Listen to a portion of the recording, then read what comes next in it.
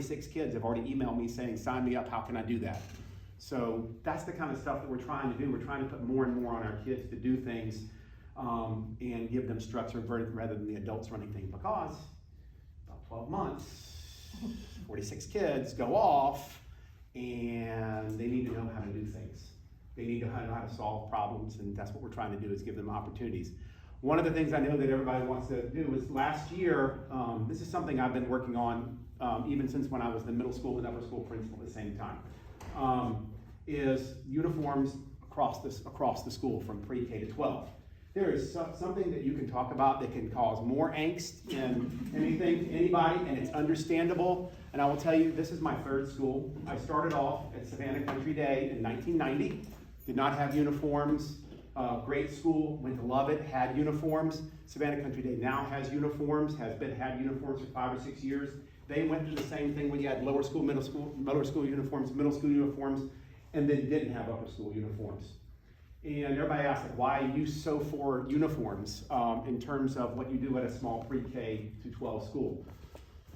It's not because my boys show up in t-shirts. It's not. It's not because the world of Gap does not sell skirts long enough. I have a 13-year-old daughter who still doesn't have a cell phone. If you find Elizabeth Temple walking out here, she is like throwing darts at me. Because she's got to cross a couple lines to be able to get that cell phone. And so she keeps making my life look at better. But a lot of it's just because I want to make sure that the culture of the school and the conversations that we have about school are about school. And it's really not that much fun to start off your day as a kid or as a teacher who really, really wants to get into what's going on to make this kid better at something, to make them better at everything that we're trying to do, to raise the level of what they're trying to do, when you're always worrying about, do I have to do something today? Or the kid worrying about, is this okay to wear to school today? Or, this is awesome, and then you walk into school and it's 2 inches out of whack. So we sent out a survey. We talked to the seniors last year. We then went and we talked to, they were a little bit out of it, of course, but we were just talking about what their impressions were, talking to the girls and the boys. We went to the student council and we talked to them. Student council came back to us and basically said, go for it, y'all just do that. Those are the student leaders of the school. And believe me, if I go to them and say something that they absolutely hate with an intense passion, they come tell me really quick. Because every now and then I have to do that kind of stuff. And believe me, the seniors and the juniors in that group know that they can knock on my door and walk in and say something, and I'll listen to them.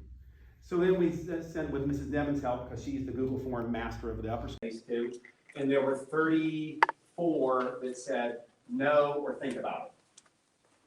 Okay, and one of the reasons they said think about it is during the middle of a global pandemic with masks on, one more thing, is that just another brick in that kid's wall? And I said, well, so we'll think about it.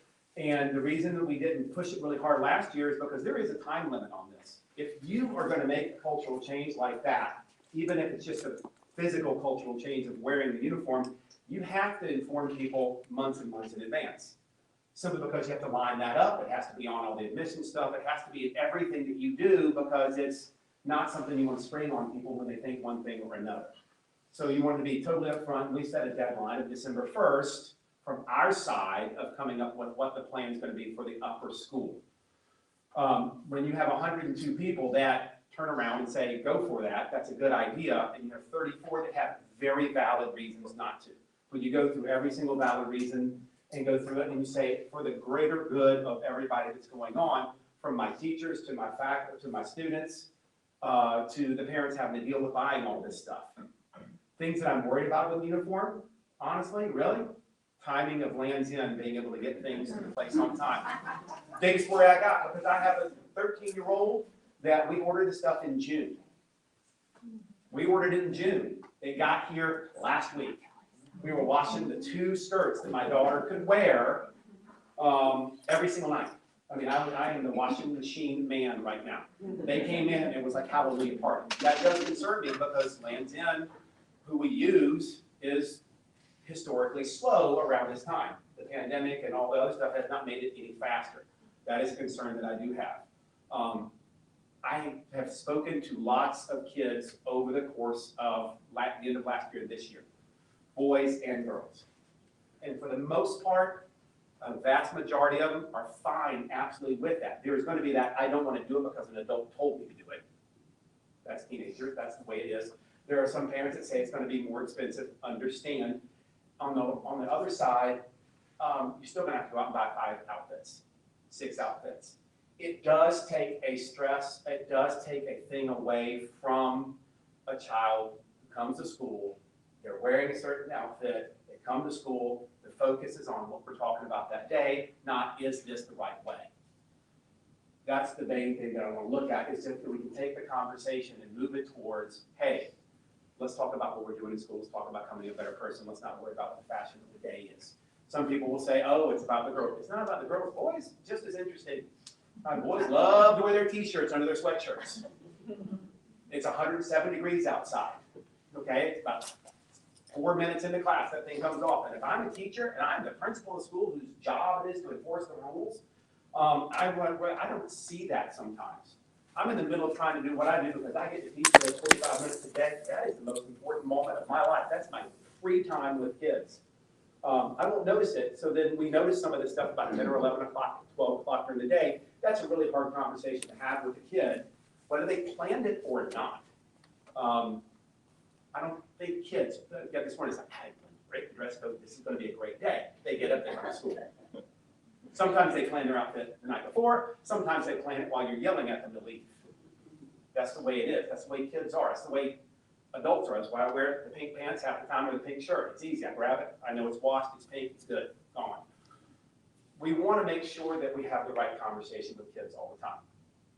We want to make sure that it's a positive relationship all the time. It's never going to be that way with teenagers. But what we're trying to do is give them the reason and the understanding that, hey, when we come into school like this, you tend to act a little bit better, you tend to be a little bit more focused, you have a little bit more responsibility. And when you go out in the community, when we send our football team, our baseball team, our basketball team, our volleyball team, our cross-country team out on a bus, they get off wearing the uniform, there's a little bit different responsibility. And we all know this about Frederica Academy. We are held to a higher expectation throughout the community of everybody else. We know that. Whether it's right or wrong, our kids have a higher expectation. People like to poke things at our school. That is the nature of being an independent school. It was the same in Savannah, it's the same in Atlanta, it's the same in Charlotte, it's the same in Chicago. And when you put on the uniform, you raise your level of expectations. And that's all you are asking us to do, is to raise the level of expectations of our kids so that when they go out in the real world, it is their habit to think about where they are, who they are, and what the expectations are on them. Because we have all invested an incredible amount of time in them getting to 21 years old with their brains able to think and make good decisions all over the place. And part of that is knowing where they come from out in the community. And that is really a big deal to me because I'm sending my kids to school. I set it up so that my kids have the same high expectations. I want that for my kids. I would love for everybody in Gap and all the different places to be able to sell the right size stuff. It is not going to happen. Doesn't happen. I mean, when I go out, my daughter and my wife fight like cats and dogs. When they decide to go clothes shopping around Christmas and for their I hide in the corner. I hide because it's just a fight. Because you can't fit into what they're trying to do. So my wife has certain expectations. So that's the same thing that we have with school. And it's really hard when you're a high school teacher to have a conversation with a young man or a young lady in the middle of class while everybody's watching you. There's no way for me, if somebody is egregious with the dress code, I have to go to the classroom. I have to get them out of the classroom or capture them. I have to pull them into the office. Now you have a little kid who's bopping along on their way in an antagonistic atmosphere immediately during the day. That day is done. It is done. I can send them home. They're missing class. We're not doing that. Okay? I mean, I can throw an outfit on them all over the place. Then they're wearing the scarlet letter during the day. There's not a positive way to do that without putting a kid and an adult in an atmosphere we don't want them to be during the school day, because we're just trying to make sure that they're having successful days. Not happy days, productive and successful days. Is that enough on the details? You want to hear, I mean, is that enough on the numbers and all that stuff? Okay, because I didn't want to get questions if anybody has them. Please, please, please. Any questions? Anytime. So next year, the whole entire school will use uniform. Been working on that for a couple of years, and you know, the timing of it is hard because we have to put it on the little forms. It's got to be right up there, so we've got to get that done by December 1st. You know, I mean, me, I want to have pink shirts, but I'm gonna talk to the kids about what shirts and what styles and that kind of stuff. I'm not worried about the boys' shorts. I'm not worried about the jackets. I'm worried about us being able to, during the day, not have to have that conversation over and over again, simply because the kid wasn't paying attention. And that's what it is, in my opinion, okay? And that has to be outfitted and formulated and everything. I was thinking about this last week. Part of me is thinking about calling Land's in tomorrow, because one of the big issues I do have is our closet is not large enough, you know, with the large outfits and everything, and I know how slow Land's in is. Part of me is gonna go ahead and, I'm seriously, everybody's like pre-ordering a bunch of different sizes and having it here, and here it is at cost, so you don't have to do that. So at least I can handle those people that were late in that kind of thing. I mean, because that's one of the things we're gonna have to do in the first year, okay? Thank you. That was What? next year. Next year, starting next August. Starting this coming August, right? You heard it here first. Thank you, Ryan. Thank you. I was one of those 30 who I wasn't really a big proponent, right? Because everybody's got their own opinion. By the way, my Katie was like, yeah, okay, whatever. You know, she's like, yeah, I think you're going to go to uniform. Thank you, my dear. We appreciate the update. But if you do want to email me a question or a call, please do. Thank you. So Scott is in a meeting, and he's going to join us just as soon as he is able. So I think we're going to go ahead and jump to the Parent Association part of our meeting. And then when he comes in, we'll just break and have him. He's going to update us. He's going to update us on goals. Your school-wide goals for the year, state of the school, very briefly. But from a parent association standpoint, I just want to give a really big shout out and thank you to all of the people who made the transition to school in August and September as great and warm and welcoming as we could possibly make it. We had teams like the New Family Committee, the Recycled Uniform Committee, all of their people who were and the board and lots of volunteers working to plant signs at all of the homes of our new families coming in, who went out at the end of July and early August to buddy with those families and reach out to those families and get to know them one-on-one and to really make everybody feel welcome. And because that's such a big part of our mission, I just want to say thank you. And I know the uniform sales, just what Mike was saying, I know Kimber, you were like stressing out a little bit with recycled uniforms because no uniforms, even 2 days before school started, when we were doing new parent orientations, welcome here, nobody had any uniforms, none of them had shipped. So we had a whole passel of kids who were like, I had nothing. And so the parents were able to go to the uniform, or our closet and get uniforms. Some of them were able to get uniforms in the right size. Some of them we sent, to Old Navy and to Target and said, make do for a couple of days with what you have. But I do want to say thank you. It was wonderful. We also had a grade rep meeting. Our grade reps, for those of you who don't know, the Parent Association, our organization structure is the board and grade reps. And grade reps, we have a Parent Association person in every grade, pre-K through 12, who is the coordinator for anything that is Parent Association related in that grade. So you'll be hearing from them sometimes during the year when you're not necessarily hearing from us, but that network is strong. They are engaged parents. They are, they're going to be reaching out to you for the grades who are, for example, hosting a teacher appreciation luncheon. They'll contact you directly regarding what's involved with that, because the teacher appreciation is hosted by the Parent Association. It's hosted actually by specific grades. Certain luncheons are hosted by specific grades. So that's the grade reps. And our new committees, we've got a new family events committee. We have got a parent social, new parent socials this year coming up. We have an upper school parent social coming up this in October. We had one in September, tentatively scheduled. We had to cancel it because of COVID, because of the rising cases. So we're hoping, but those parent socials are off-site at a restaurant, 5:30 after school, and it's come as you can. If you're able to join us. If you can't, and it's by school. So the upper school one, I think is coming up on the 14th. And if for any reason that's not gonna happen, I'll let you know. And here's Scott. Come on up, Scott. Not as important as Scott, here's Greer. And Greer. Are you gonna stay, Greer? Yes, I am sorry. But that's okay. Sorry, y'all.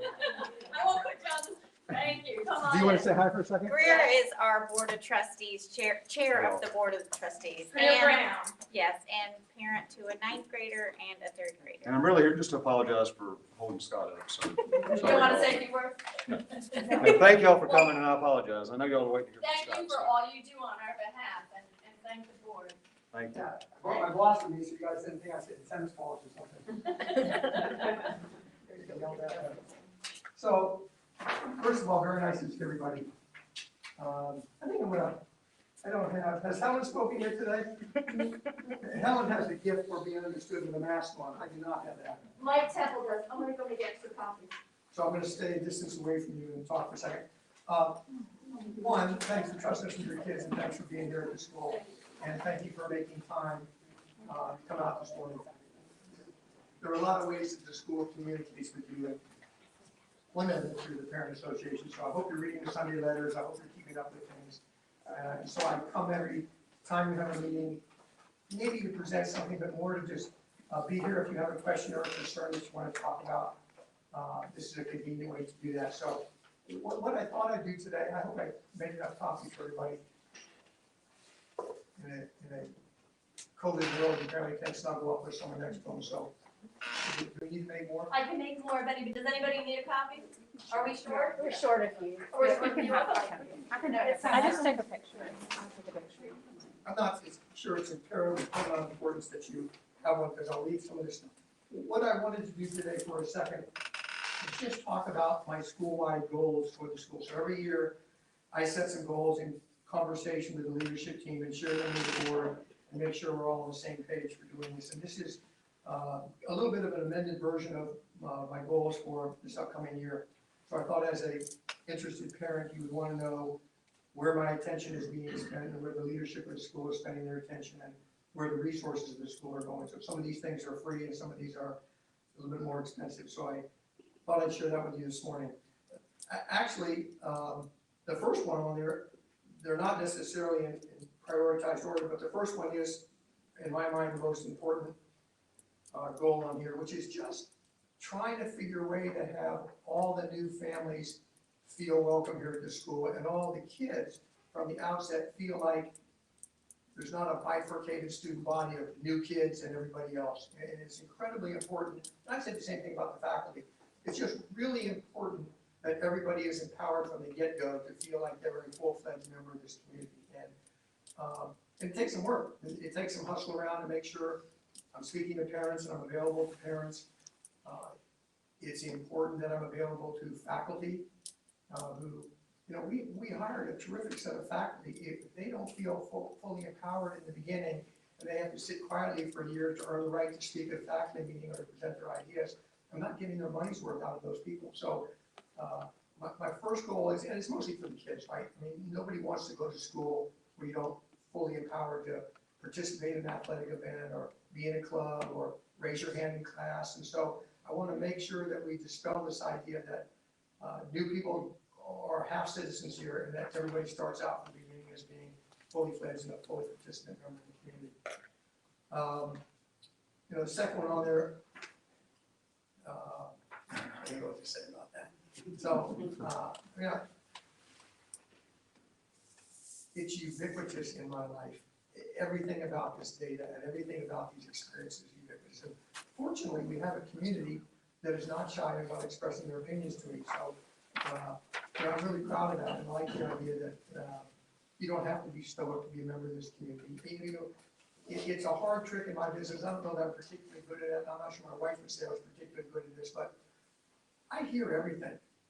I don't agree with everything, but I hear everything, right? So when someone says to me, hey, I just took an hour to tell you what I was thinking, why don't you do what I tell you to do?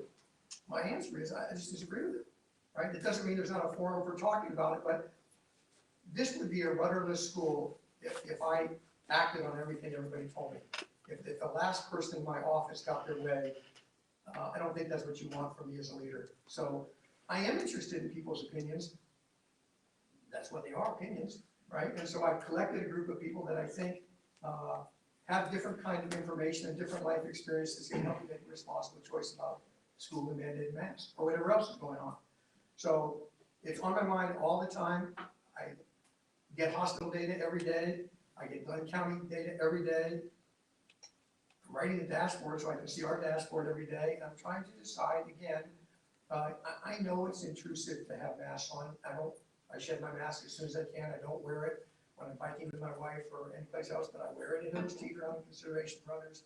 I certainly wear it in school with the kids. So I'm not learning anything new from people that are bombarding me with their opinions about things. You're welcome to do that, but I take this very seriously, and we'll figure this out. And I can see the data, and I can see that we're nearing a peak of, I think, the Delta variant.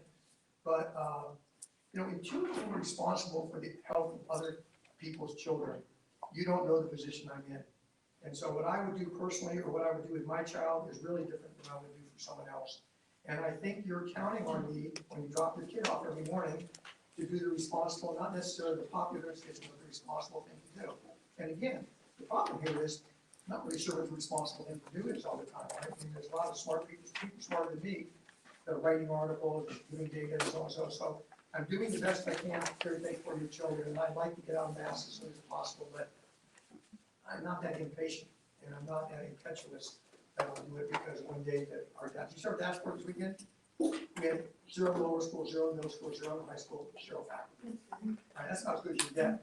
But unfortunately, our kids interact with public school, kids in the county all the time, right? And so I have to be aware of Glenn County data, and I have to be aware of, we're getting ready to do the homecoming dance. I'm trying to think about, we want outside people to come to the dance. And I'm thinking, it could be more contagious than slow dancing with someone that I don't know who they are. That's a pretty good metaphor of the challenges behind this thing. So it's high on my list to make responsible choices about COVID. And again, this is a community with 700 parents. Right? So we're not taking a poll every day on everything. We're not voting every day. Or again, I think it would just be so capricious to do that. So I'm empowered to make these decisions, and I'm trying to collect the right people around me to help make these responsible decisions. You can look at them all. I don't want to take the whole morning. I'm sorry. I apologize for being late. I didn't say what I can. I don't need to do all of these things here unless you want to talk about these things. Strengthening the brand is really important to the school. This school has changed a lot in the last decade. It has gone through a lot of transitional moments, and it hasn't been a linear move in clear support of a clearly articulated brand. So we're trying to understand who we are and who we can service and how we consistently provide an everyday experience that can grow with that. So even though this is a 50-year-old school, it doesn't feel like a 50-year-old school. We haven't been on the same path for 50 years. And so I'm trying to, during my tenure, to give some stability to the school and get us on an identified brand that all of us can associate with and be proud of. And that takes some work because literally every single action, every single interaction defines the brand, right?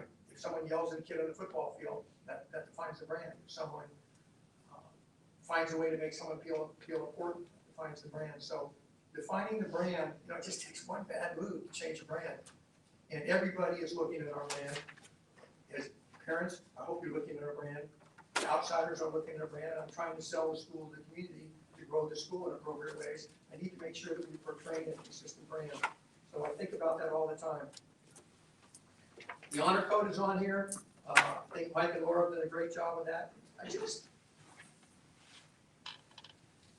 There's more to a school than teaching reading, writing, and arithmetic, right?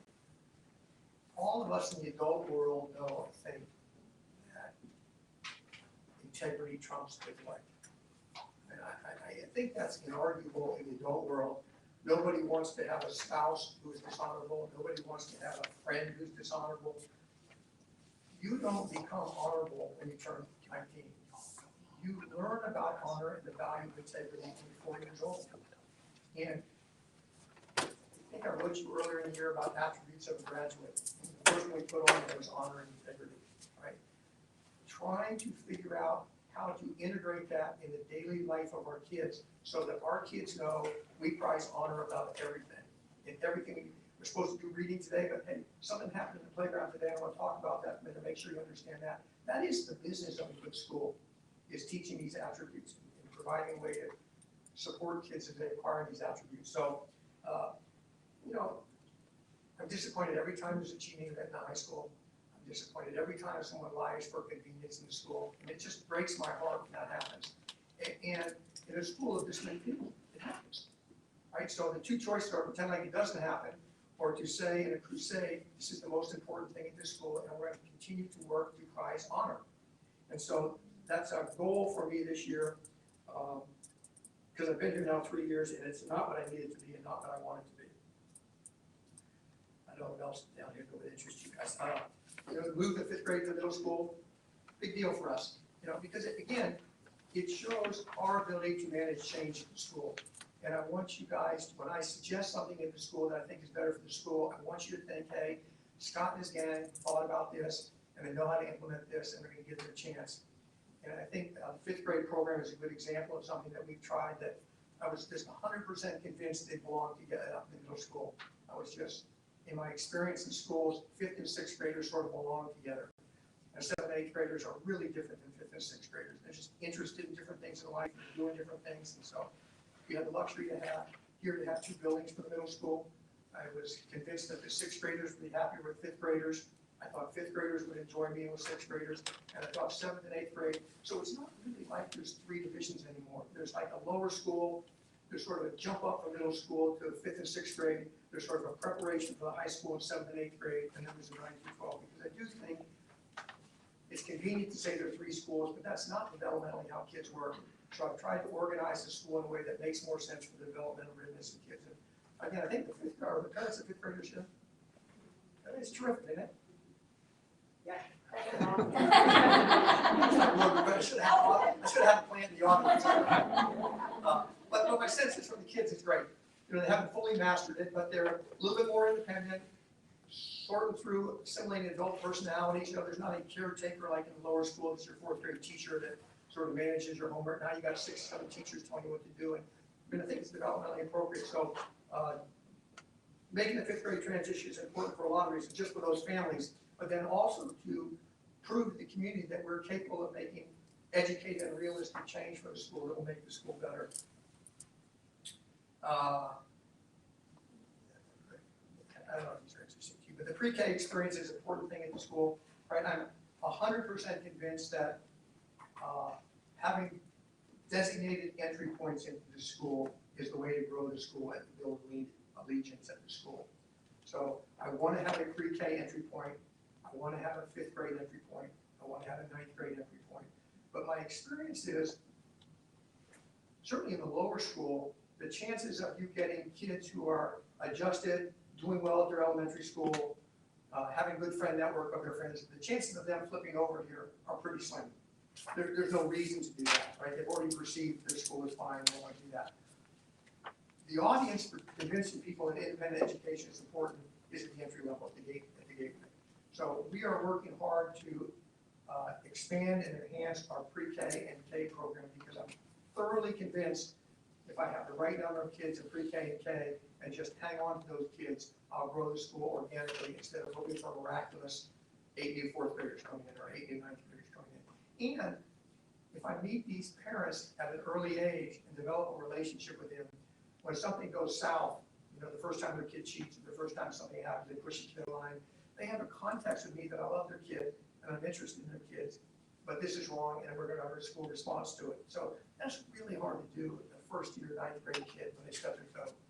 And they don't know me and I'm saying, hey, you're going to get suspended or you're going to get something like that. So I'm trying to build a school that has relationships, long-term relationships with families, so they understand that the school genuinely cares about them. Middle school athletic program, you know, I just have never been convinced that we grow the middle school unless we had a better athletic program. And I think for a while here, we had sort of, no offense to anybody, but leftover or recreational coaches in the middle school. We just didn't think it was that important. There's nothing more important for a 7th grade boy than feeling confident that they go on the field and they know how to put their uniform on and know how to get in the huddle. I mean, nobody wants to go into life unprepared for something. So I'm trying to build an athletic program that takes seriously the developmental readiness of these middle school kids to play sports. And I think we're doing great. You know, just, I don't know, the board would think I managed the money correctly, but we bought some coaches that I think are going to be incredibly important to the school. I haven't figured exactly how we're going to use them at the school, but they're adults that you would want your kids to hang around. I mean, think about that. This is the last time I did it. Think about that in athletics. Your kids are with a coach more than twice an academic period. Think about that. Right? When they go out to football practice or volleyball practice, they're spending time with that adult more than 2 times in the academic class.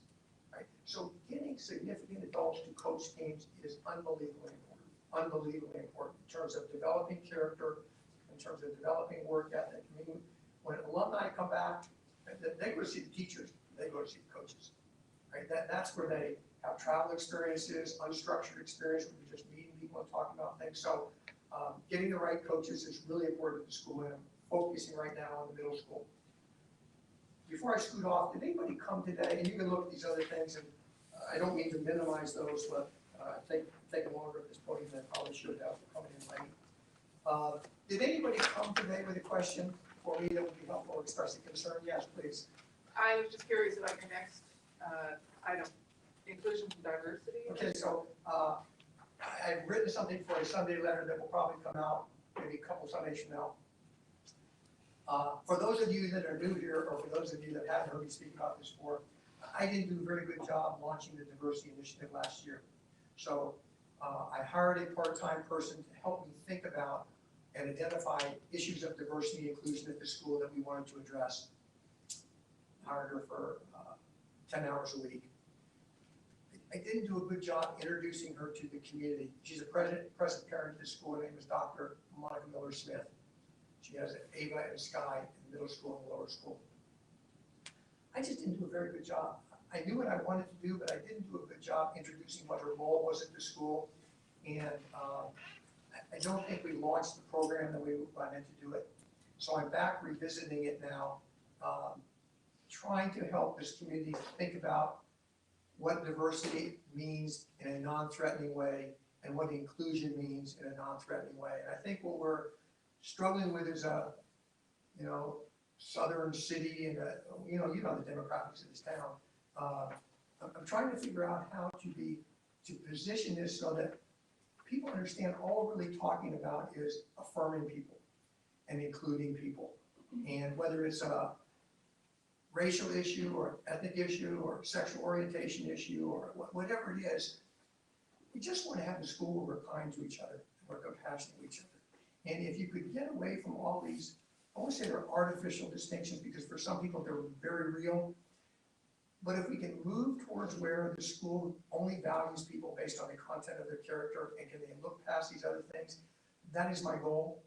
So I'm introducing this, I'm trying to read the room correctly and figure out how to do this I say to the board that nobody hired me to change the culture of this school, really, to change this place. It's just to make a better school. And so I'm sort of dancing on the balance of this diversity issue, this is not DC, this is not Boston, this is where we are, right? But I believe in this state, in this community, on this island, people have a deep sense of compassion and affirming other people. And I'm trying to work through this balance of being the kind of school we want to have and helping kids to think about these things in an open-minded way that's not threatening or dislocating to the values that we have here at Island. Sound like a politician.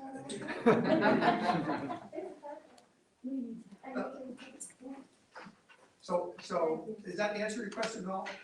Yeah, I'm stumbling through that one, okay? No. Anything else for you guys? I have a really quick question. This is always bad when you're a teacher and you're going off. All right, Ms. Malone, what do you got? What is your vision of like a really good, healthy growth number for the school? And how do you see that kind of compared to the physical capacity of the school? Boy, that's like let me give you a 2-second answer. So I do think it's important that the school grow. I do think, one of the knocks on a school like this is the circle of friends and the ability to make new friends and the ability to do that kind of thing. If the school grew, we'd have bigger drama productions, we've had more competitive athletic teams, we've had more interesting classes because they've been filled with kids, you know, different kinds of kids.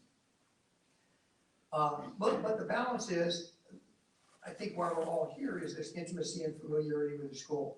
And Mike trying to learn every kid's name and make them feel important, and everybody else trying to do that too. So I don't have any aspiration to change the student ratio in the classroom, right? So I'm willing to hire as many people as it takes to do this. We're studying that now. I don't think we'll be a school of 600. Do I think we'll be a school of 500? I do. At some point we will be. You know, there's capacity in all three divisions, although there's less capacity in the high school. But I don't think it will manifest itself in a different feeling for you and your kids in the classroom, because there'll still be 15 kids in the classroom or 16 kids in the classroom. So we don't need to grow the school for the finances of the school. We're balancing the budget, we're doing great.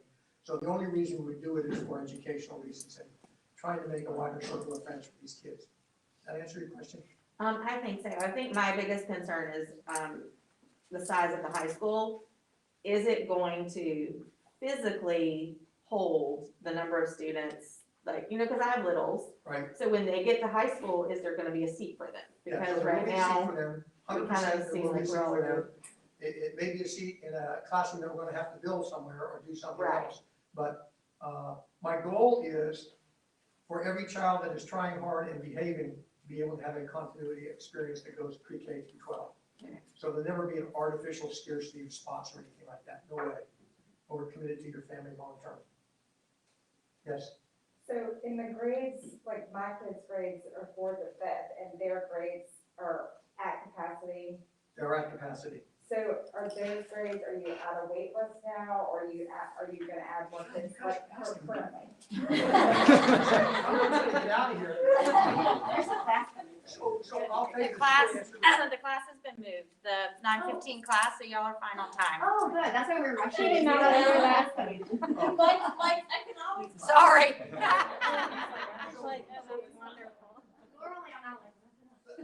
Let me say this in answer to the question. Helen, you get a chance to talk about that at some point. You're trying to balance two things. You're trying to grow the school, and you're trying to leave entry points along the way so that the community is still interested in the school. I mean, if you only have a pre-K opening and a 9th grade opening, and everybody knows you can't get in until 9th grade, you lose the vibrancy and the discussion in the community, right? And you lose access to the school. And so I'm very cognizant of, hey, you don't want to go to school with the same 15 kids from 4 years old to 18, right? Because if you're got somebody's mad at you, you can't escape them. You know, if you're not the best math student, there's nothing you can do about it. So having these entry points where you oxygenate the blood and have new families come in is really important to people, right? I mean, we're trying to balance the intimacy and familiarity of a small school, and hey, we're trying to oxygenate the blood and bring new people in and have it be an interesting and diverse place. So the trick is that Helen and I wrestle with almost every day is, how do you fill the school to capacity? And if you deliver the product and there's very little attrition, how do you ever get an opening at the school, right? And so we're wrestling with that now. So we're trying to figure out, how do we want to carve out 4 more spots in 5th grade, so somebody get in 5th grade, or 6 more spots in 6th grade. So you're rooting for everything. I'm rooting to satisfy everybody so that nobody wants to leave, right? So the attrition is almost 0. And I'm also kind of wishing someone would go, so I have the spots to. No one in this room, though, no one in this room. That was just hypothetical. Right? So that's what you're wrestling with, right? Is how do you grow the school in a responsible way? You guys know we're in this campus master planning development. We're looking to refashion the school in significant ways, right? Change the driveways coming in, build another gym, build a theater, fix the cafeteria. I mean, we've got a lot of projects on the docket that we're close to presenting to the board and having people agree that, hey, this is how we want to grow the school over a reasonable period, and what is the capacity to raise the money to do these things. So congruent with growing enrollment, we're thinking about growing the school and organizing the school differently. And you guys know, if you don't build a school in one pop, over the course of 50 years, we just put a building down here, put a building here. This is not how you organize a school if you're actually doing it. All right, there are places where vehicular traffic intersects with pedestrian traffic, like that's the first no-no in doing a master plan of a school, right? It's just dangerous, right? So in all organized schools, you have the vehicular traffic going around the periphery of the school and the pedestrian traffic being very friendly in the middle. So we've got massive work to do to organize the school, and part of that is matching up with the aspirational growth of the student body. So we're juggling a lot of things right now, and we're trying to run a school. So I'm most cognizant of delivering every day what I promised I'd deliver to you. And then sort of in the back of my mind, thinking about all these things and organizing this. So operating a school and growing a school are really different projects, right? If you ever have a business and you do that, they're just different, right? And we're in the context of doing both of these things now. So that's why I was late. Anybody else have anything for me? Yes. Hey Scott, I don't have a question for you. I'm just a parent. I paid a check to Frederica Academy for 11 years. And all I can say to you is thank you. It's the best check that I write every month when I pay my bills. The best investment I've ever made in my children is the effort that you put forth. I waited for a leader like you to show up, and you're at the helm. We appreciate it. Thank you. Everybody in this room should thank you for that.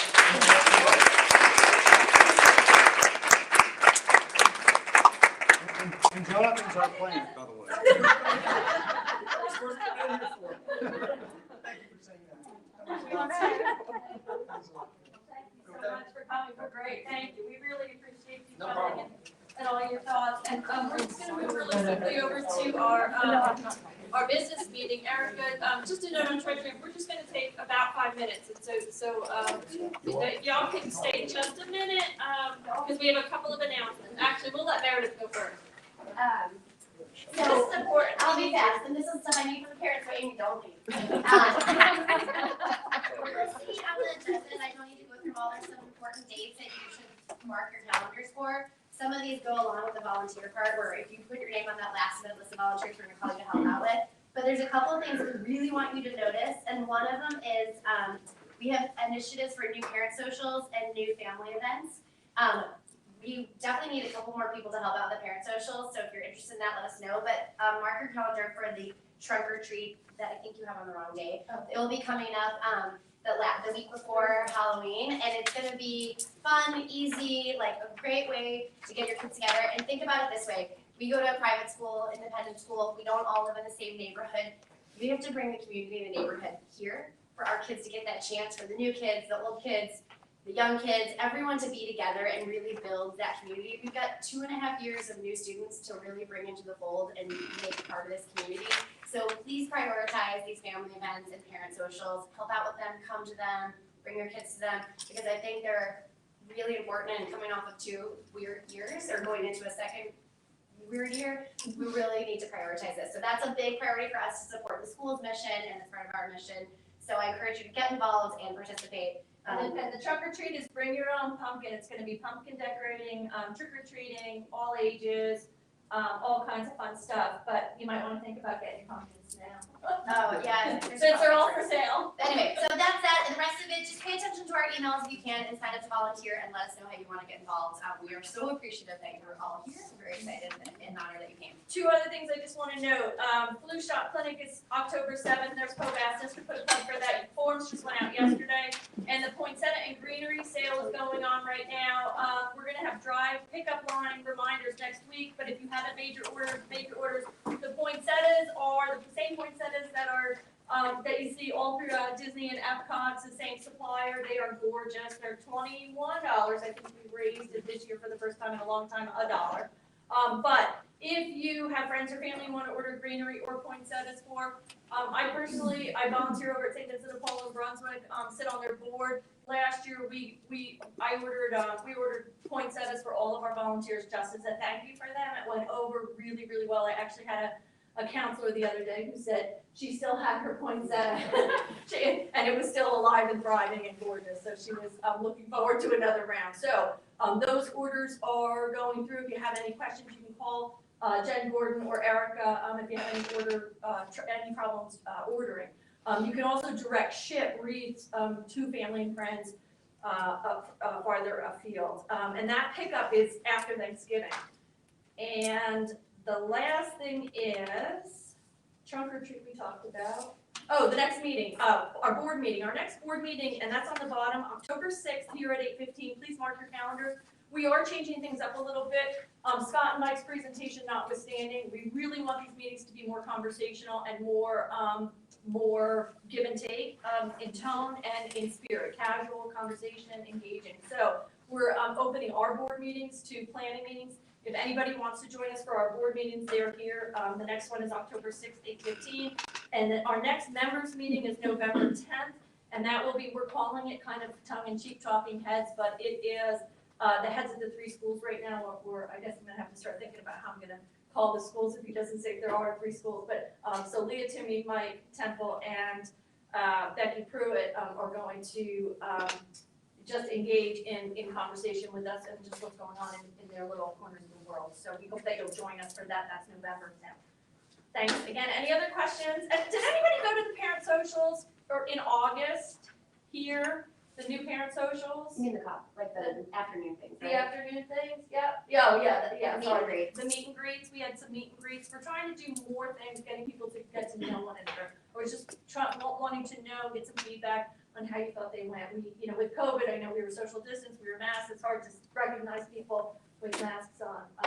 But I was just wondering if anybody had any feedback on those, because they were new this year, the new parent meet and greets, while the kids were here setting up their lockers, and the uniform sales. Okay. I couldn't even know where The newer family. Thank you. Alrighty, well, thanks again, and so let us know if you want to help out with new family events and the trunk or treat.